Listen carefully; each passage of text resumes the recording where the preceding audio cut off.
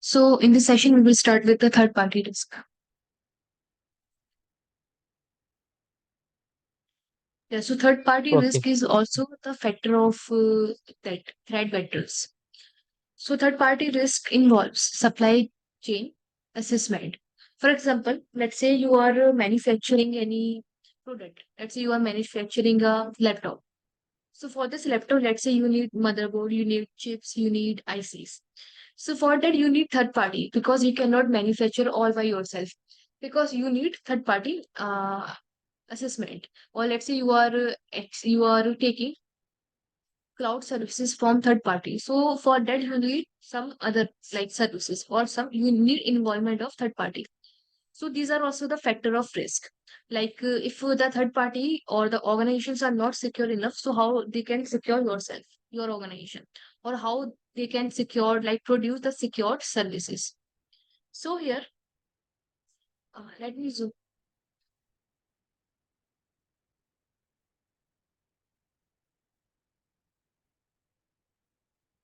Yeah. So sophisticated attackers might target an organization's IT supply chain, assessing devices during manufacturing or transit during the transmission. So the attackers can also like target any third party organization to attack your own organization. For example, let's take an example.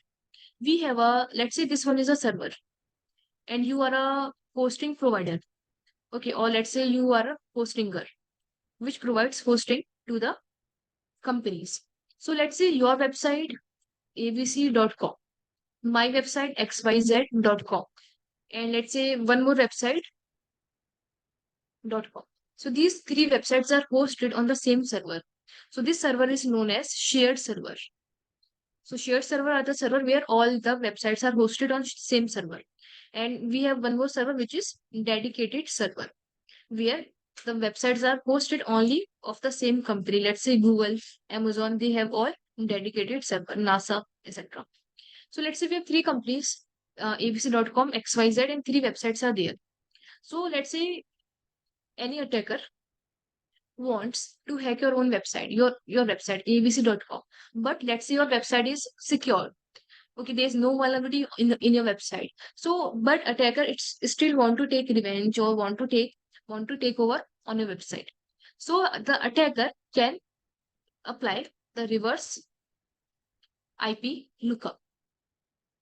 So reverse IP lookup is like a information gathering tool which is used to tell like how many websites are hosted on the same server as abc.com.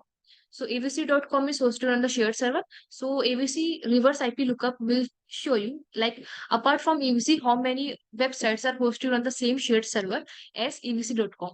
So let's say the attacker finds that ABC, sorry, XYZ and this website www. These two websites are also hosted on the same server.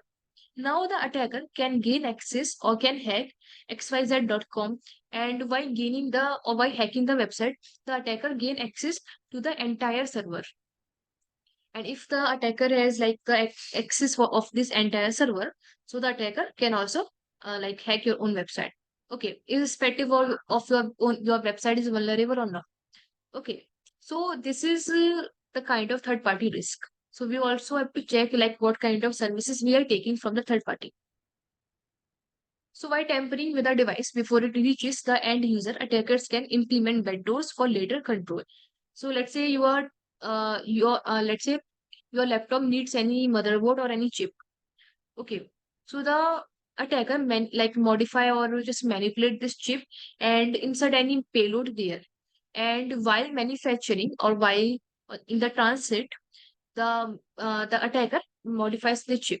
So you as a owner of that manufacturing company of the laptop, so you can implement that chip because you trust that third party organization and you don't know that someone has modified this chip.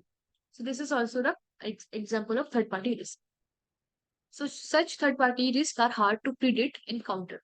Supply chain problems can also arise if vendors cease support from critical systems, lack necessary integrations, or neglect security in outsource in development or data storage. Okay, so we also have to look for like what kind of other third party activities or services your third party organization is using.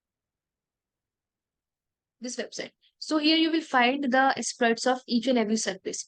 If your service is vulnerable, then you can find the exploits. If your service is not vulnerable, then you cannot find the exploits. And exploits, these are the piece of code which you can use for exploiting the websites or exploiting the vulnerable services. Like any services, the services can be can of any server, of any website, etc., or of any system or of any networking device. Okay, so we will use exploit DB in the CEH module, but for now, let me show you exploit DB. So these are the piece of code, and the code are written in the C, C++, Python, Java, PHP, Ruby, Golang, etc. So these are the exploit. Let's say you are searching for Apache. So in here you can see we have Apache. Let's put a version 1.1. See, for the Apache 1.1, we have these exploits, which means your Apache is vulnerable. So for finding the exploit, we have to look for the operating system and for the that exact version. Means if you are searching for Apache 1.1, so we have to only search for Apache 1.1. Means if your server is running 1.1 as a version of Apache, then we have to also search for 1.1 exploit, which is exact version. No 1.2 or no 1.0, just exact version, which is 1.1. And also for the operating system that your server is running. Let's say you are using Linux server. So you have to find the exploits of Linux server only. You cannot use Windows exploit on Linux. Okay, so that we will discuss in the CEH in detail. Then we have threat intelligence sources can also provide indicators of compromise, which are signs for an attack such as file signatures, log patterns, traces left by attackers. These can be pivotal in identifying and responding to breaches. So also these threat intelligence sources can also show you, let's say you are running any application, let's say any exe file, and that exe file is malicious. Now, how do you know that that exe file is malicious or no? On the basis of behavior and on the basis of file signatures. So you can also look for the file signatures. You can also look for the outdated file signatures which are vulnerable, etc. through these intelligent sources. Then we have open source intelligence. So that is OSINT, is the information about threats gathered from publicly accessible sources. It has become a valuable resource in cybersecurity field due to its broad availability. The challenge often lies in selecting reliable and up-to-date sources and using them effectively. So we have these URLs, so you can look for these sources. These are some uh, open source threat intelligence sources like OST, sorry, OTX, Open Threat Exchange. We have an MISP, then we have threats, feeds.io. We have governments entities like CISA. So this is also, you can look for the threats, US Department, etc. So you can look for, and even we have some vendor websites which also provide information of threats. Okay, even virus total. So these are the websites or the sources which you can look for the OSINT for the open source intelligence. Okay, apart from that, we have closed source intelligence. So proprietary and closed source intelligence, threat intelligence generated by commercial security vendors, government entities, and other security focused organizations using their own methods and tools. They gather, curate, and maintain their threat feeds often for specific reasons such as confidentiality, trade secrets, or unique analysis models. See, this is very important. Unique analysis model. See, these what is the purpose of providing the information as a service? Okay, so these are the closed source intelligence which provide threat intelligence information for paid. Okay, so either you have to pay for their information, and they provide that kind of information which is not available on the internet or which is not available on the open source sources like open source intelligence sources. So why do they provide these sources? So the reason are, first, they gather, curate, like and maintain their thread feeds. So the reasons are first for the confidentiality, second for like selling that information, and third unique analysis models. So let's say you have a company. Let's say ABC is a company or Amazon. So your company is also using any other resources or any other closed source intelligence resources for information gathering or for threat intelligence gathering. And that information is unique, means that information is not available on the internet, right? So that organization purchase that information from those intelligence organization, and then they use those information using unique analysis models, means they feed this information to the ML models, which is machine learning models, and they use this information for the analysis purpose, and they also predict the output. Let's say they gather information, they feed their information to the ML models, then they use that information to predict the output. Okay, or we can say to predict the risk. Okay, so these are the like reasons why this organization provide the information. Okay, and predict output means like how much risk is there inside a website, inside your organization, or how much risk is there, or which system is more vulnerable than which, etc. These kinds of information. Now, this information is only accessible by you. Okay, because you have purchased this. Let's say we have another organization. Let's say XYZ. And this organization is only using open source tools for information gathering. Now that XYZ is not fully secured, or not, they are not aware about this information, which is threat intelligence information, which is provided by these organizations. Okay. So this type of intelligence may be offered as a service, which can be valuable for security professionals who find open source threat data overwhelming due to its volume. So apart from the information, we have like even we have some useless information we get from the open source sources. Okay. So for that, even we have a large volume of data also. So you also purchase the information from these sources which are accurate, or which is like as per your needs. So commercial closed source intelligence can elevate the challenge of sorting through large amounts of open source threat data, analyze, validating, and applying relevant threats from open sources can be time consuming and resources intensive. So, what is the purpose of these commercial closed source intelligence? They also gather information from the that open source, and also from by sending their secret agents. So they also gather information from those sources, and they like just filter the data as per the needs of the customers.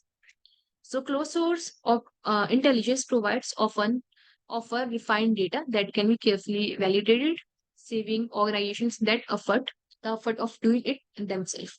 That is obvious. Additionally, these providers may offer expertise and insights that help organizations understand and respond effectively to the identified threats. So they are also providing the consultant as a service. After giving the information, they are also telling which information is relevant for your organization, or which information has higher threat for your organization, etc. So we have some more stuff, which is threat maps offer a visual representation of cybersecurity threats on a geographical scale. These maps are often provided by security vendors and offer a real-time insights into global threat landscape. Let's say, let's take an example. Let's say there's a location A, which is more vulnerable, or which is more vulnerable to floods. So that threat maps also provide which location is vulnerable, or which location can highly uh, face the floods, etc., or flood or earthquake. So you can also get a geographical scale if you want to. Let's say if your organization wants to establish any other building, then to any other location, so they can look for the threat maps, like which location is safe and which location is like uh, vulnerable. So while these maps can help organizations understand the distribution of attacks, it's important to be cautious when interpreting them due to challenges of accurately attributing attacks on a specific geographical issue. So threat maps are threat maps provide the information of natural dis- disasters. Okay. So threat maps also assist organization in identify the sources of attacks targeting their network. Apart from the natural disaster, they can also look for some other threats caused by the threat actors. So, however, it is important to recognize that geographic attribution can be unreliable. Attackers frequently use techniques such as routing attacks through cloud services and compromised network to obfuscate their true origin. Therefore, while threat maps offer valuable insights, they should be used in conjunction with the other threats intelligence sources and data to form a comprehensive view of threat landscape. So we can overall combine all the information. It is not possible that we get sufficient information just by purchasing from the open source. You also have to look for some other information through open source tools. Okay, and then you can like collectively use that information for designing a better plan for your organization. It can be any risk management plan, it can be any disaster recovery plan, anything. So now we are accessing threat intelligence. So what is how we can access, or what are the crucial steps after gathering the information, or what are the factors we have to look for while gathering information. So timeliness, which is ensure that the threat intelligence feeds provide information in a timely manner. Okay, which is on time, and also they have to provide the accurate and updated information. Okay, then we have accuracy and relevance, determining if the information is pertinent to your organization. Make sure it aligns with your platform, software, and potential reasons for being targeted. For example, if your whole organization is using Linux server, then you only have to look the threats which are vulnerable, or threats which can attack or which are like which can attack the Linux server, or the threats which is vulnerable by the Linux server. And if your organization is running the Windows server, then you have to look for that also. Okay, so your information should be relevant. So there's no use of looking for the Windows threats if your organization is not using the Windows system. So to help summarize the assessment, confidence score can be employed. Okay, so this help these score help prioritizing and etc. Okay, so you can just read this. So high confidence means you have to look for that, and low confidence means you can ignore it. Okay, now then we are accessing the confidence level of your intelligence. So when accessing the confidence level of your intelligence, threat intelligence, it is important to consider the provided confidence rating and the associated descriptive scale. Different threat feeds may use various scale to communicate the reliability of the information. Okay, so you can scale your information on the basis of if this information is relevant, or if this information is confirmed or fully true, if this information is like 50-50 confirm, etc. So you can design this your confidence threat intelligence level on the basis of this chart, this information, or on the basis of your own insights. So it can be anything. So it depends on company, whatever they are using, or also it depends on the threat intelligent team. Okay, so you can read this. You can also scale on the basis of high, medium, low. Okay, just like we are scaling the risk on the basis of high, medium, low. So you can also scale your confidence on the basis of high, medium, and low. Like how relevant your information is, or how important, or you can define the priority of the importance of information on the basis of these information. Then we have threat indicator management and exchange. So this is just a theoretical part. You can read it by yourself. Okay, these are some frameworks and some various sources that you can read it by yourself. These are some sharing centers that you can visit. Okay, etc. Then last we have conducting your own research, which is after we don't have to rely on a closed source intelligence. We also have to gather information from our own side, which is like as a security professional, it is essential to engage in your own research to stay updated or emerging cybersecurity threats. So here are some sources to consider as you build your toolkit for threat research. So first one, we have vendor security information website. Let's say you are using Cisco routers. So you have to look for Cisco websites, right? So many cybersecurity vendors publish valuable threat intelligence and research on their websites. And for example, you are using FORTINET firewalls. So you have to look for the threats which are on the FORTINET or which can attack on the FORTINET firewalls. Okay. So for that, you can look here, which is here. Vendor websites and public sources contribute to OSINT as well. Okay. Then next we have vulnerability and threat feeds, which is you can look for the exploits. So you can look for the exploit DB, you can look for the government websites, government agencies for the exploits, okay, or the vulnerability databases. For example, we have one database which is known as NIST. Okay, let me show you this one.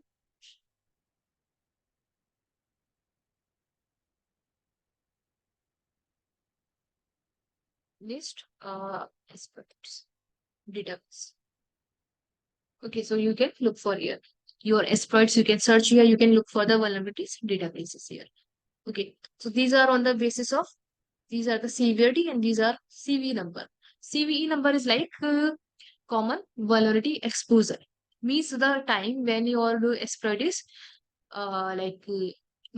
like discovered. Okay, so you can look for here. We will discuss this in the CEH model. What is Yes. yeah, the CV full form is common vulnerability Vulnerability exposure. exposure. Okay, that number will vary. It depends on that vulnerability. Yeah, it depends At on what base they given that number? sorry. At what base they given this number, ma'am? CVE The 2022 impact, 26. the impact of the vulnerability. Sorry, the impact of the attack. Let's say your database is vulnerable to SQL injection, and if any attacker is applying SQL injection on a database, which means your entire data is breached. So the impact of this vulnerability is very high. Same as Yes. that is why the score is. So for the SQLI, the vulnerability score is 10 out of 10. Same as, so on the basis of the severity or the impact of the attack, like impact of the attack, which is on the vulnerability. So here we have the severity number, like on the basis of that only. Like what is the impact of this Okay. particular attack on a particular system? If this system is vulnerable to this vulnerability, like that. Okay. Any tool is there Yes. to find out this one? Yeah, we have first we have which what you want to find out. Yes. Suppose I have one PC. In that PC vulnerable for a DOS attack. Okay. At what base I can give that CV score? Whether it is medium, high, like that. There it is mentioned, right? 3.1, 5.5, like that. See, CVD score are fixed. Like for the DOS attack is like the impact of DOS attack is high. We cannot say that DOS attack is a low kind of attack. So the Yeah, impact it is. which is caused by the DOS attack is very high. So the CVD of DOS Network attack completely is will 10 get out of down. 10. Sorry? Okay, okay. Yeah, if you do DOS attack, that network completely will get down, right? Network or Yeah. PC, anything. Yes. So Okay. eventually that CVD is high. And if we talk about SQLI, so the impact of SQL is also very high. So the CV is 10 Mm, out of 10. Okay. okay. So they are like somewhat fixed. But let's say your system is vulnerable. Let's take an example. So let's say you are running server. You have a Linux server at one side and you have a Windows server at another side. Okay. So let's say you are running Apache service on both. So here the severity can be vary. The severity can be vary from system to system or from the architecture of the system. Let's say Apache 1.1 is vulnerable. So this is a kind of service. So we have multiple vulnerability for this particular version, Apache 1.1. So they can vary. We cannot have a fixed vulnerability score for the Apache 1.1. Okay. For example, let me show you. So I think we have to search here. Let's search here.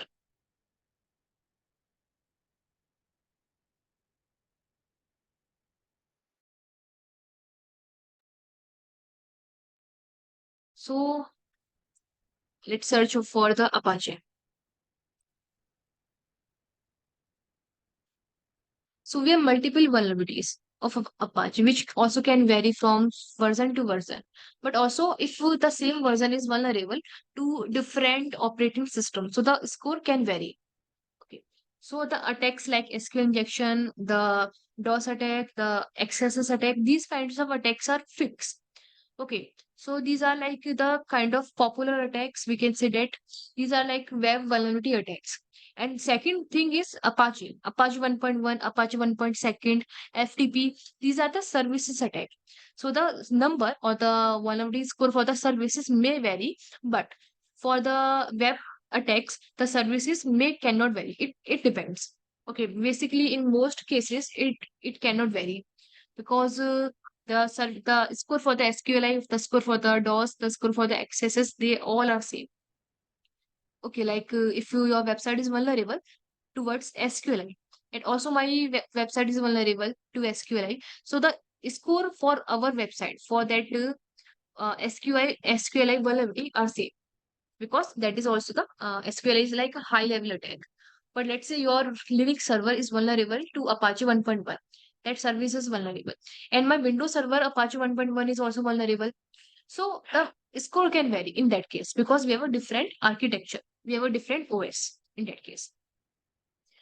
Okay, so for the services, we are not sure. You can search for it. You can gather information. You can apply the vulnerability analysis tools like OWASP, Nexus, and Snort kinds of tool for that. Okay. Then we have vulnerability and threat fields.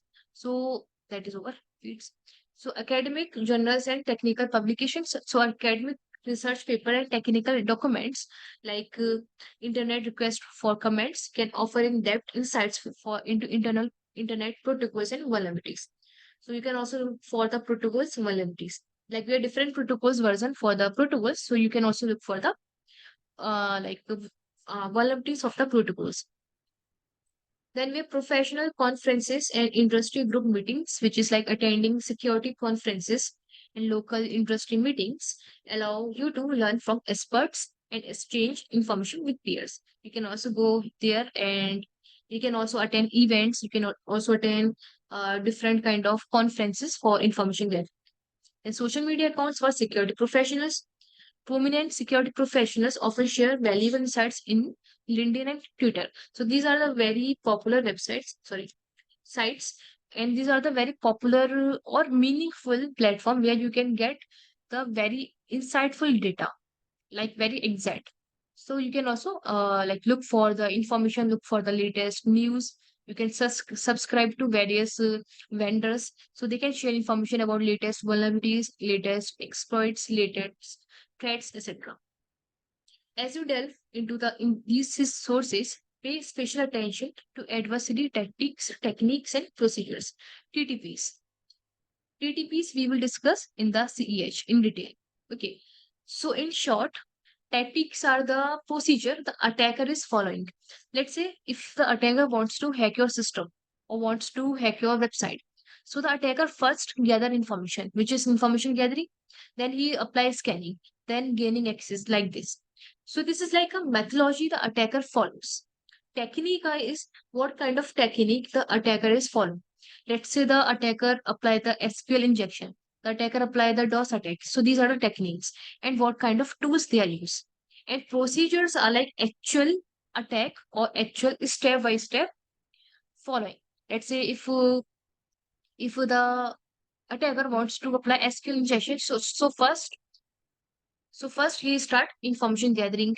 So he actually do that. He actually use tools. He actually start information gathering, etc.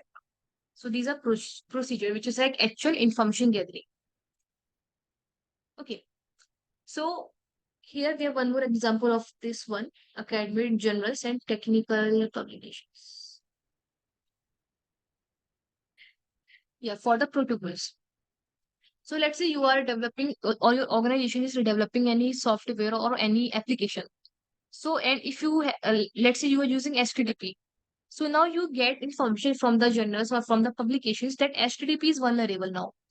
It is an unencrypted protocol. So find this information, you can use HTTPS. So in place of HTTP, now you're using HTTPS. And how do you know why these information? So here you can use internet protocols information. Okay. So it is also important to gather IP protocols information for like which protocol you want to use in your organization, or which port needs to be closed, or which port needs to be open, etc. Let's say if you are using any vulnerable port, so use it at to the time which you are actually using it. Don't let it open like unnecessarily. Okay. So is it clear this much?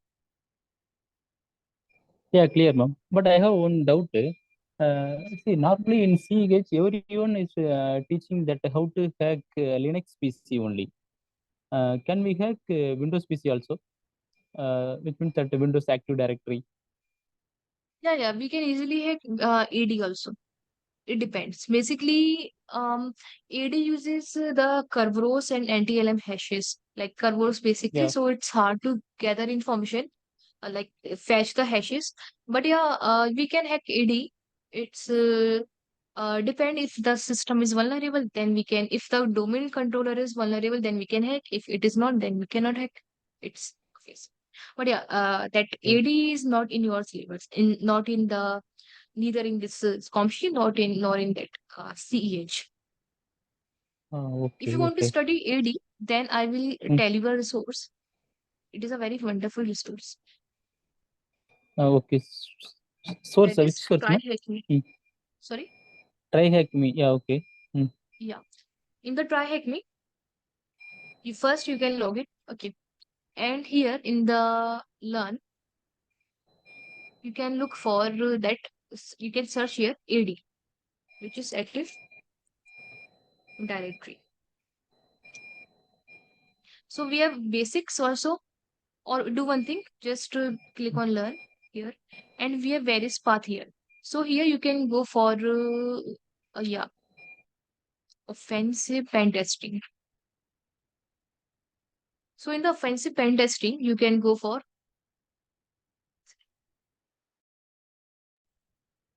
so here we have buffer overflow, here we have Active Directory. So this session is fully dedicated to ED. First, you can clear the basics, then breaching, enumerating, etc., lateral movement, etc. So you can start learning. But yeah, for this you have to Is it free purchase completely the or? premium. Yeah, you have to Okay. purchase the premium. Some labs are free and some labs are paid. So I think this one is paid also. No, this basics are free, but for the advanced, like up to this breaching, this is free. Now for the enumerating, lateral movement, these are paid. So here, apart from this path, we have many paths which you can also learn. And after completing the path, you will get a certification, which is not valuable. It is of no use. But yeah, you can create a rank here. Okay. You can create a rank. So let me show you that rank phrase.